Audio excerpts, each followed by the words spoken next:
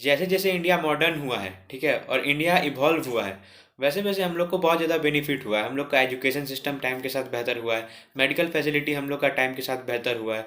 हम लोग अब बहुत सारे फील्ड में एक्सप्लोर कर रहे हैं, जैसे कि हम लोग का स्पेस में भी अच्छा खासा नाम है अब, ठीक है। यानी कि हम लोग स्पेस को एक्सप्लोर कर रहे हैं, स्पेस में नाम है कहने का सेंस ये था, ठीक है।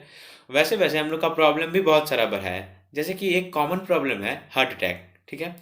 अब अगर इंडिया का बात करें तो हर साल 10 मिलियन से ज़्यादा एक्टिव केस हार्ट अटैक का दर्ज होता है, ठीक है, जिसमें से 3 मिलियन के करीब लोग मरते हैं, ठीक है। और शॉकिंग बात यह है कि उस 3 मिलियन लोग में से 40% से ज़्यादा लोग का एज 55 साल से कम होता है, ठीक है।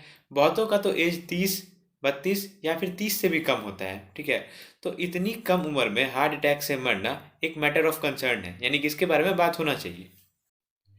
बेसिकली दो तरह का हार्ट अटैक होता है, ठीक है।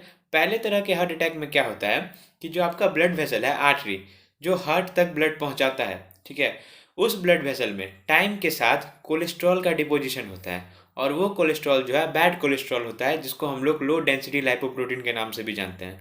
तो टाइम के साथ क्या होता है, आप बैड कोलेस्ट्रॉल कंज्यूम करते जाते हैं तो धीरे धीरे करके वो बैड कोलेस्ट्रॉल जो है आपके आर्टरी ब्लड वेसल के अंदर एक्यूमुलेट कर जाता है, ठीक है। और एक टाइम के बाद वो इतना ज़्यादा आर्टरी का एरिया को घेर लेता है कि आर्टरी जो है ब्लड को प्रॉपरली हार्ट तक नहीं पहुंचा पाता है, जिसकी वजह से हार्ट अटैक आ जाता है। यह है पहले टाइप का हार्ट अटैक।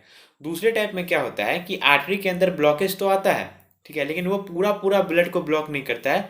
मतलब कि ऑक्सीजनेटेड रिच ब्लड जो है, बस ऑक्सीजनेटेड रिच ब्लड कम अमाउंट में हार्ट के पास जाता है, और हार्ट के सेल्स को भी ऑक्सीजन का ज़रूरत है।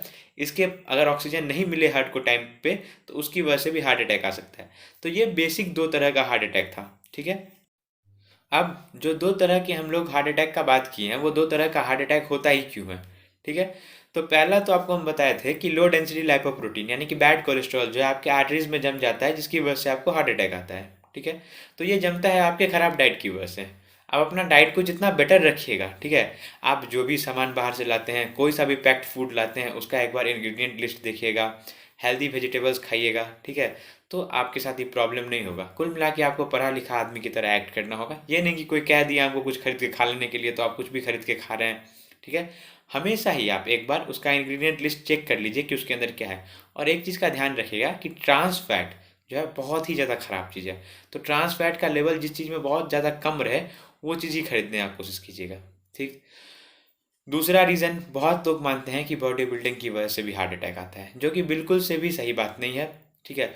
हो सकता है जो प्रोफेशनल लेवल के बॉडी बिल्डर हो, जो एस्टेरॉयड का यूज़ करते हो, उनको एस्टेरॉयड की वजह से, वो भी एस्टेरॉयड का इनडायरेक्ट रोल है हार्ट अटैक में, आ भी जाए। लेकिन जो नॉर्मल बॉडी बिल्डिंग करते हैं यानी कि फिटनेस में है, उनके लिए तो उल्टा कहा जाता है कि रेगुलर बेसिस पे एक्सरसाइज करना आपके हार्ट डिजीज़ के रिस्क को घटाता है, ठीक है।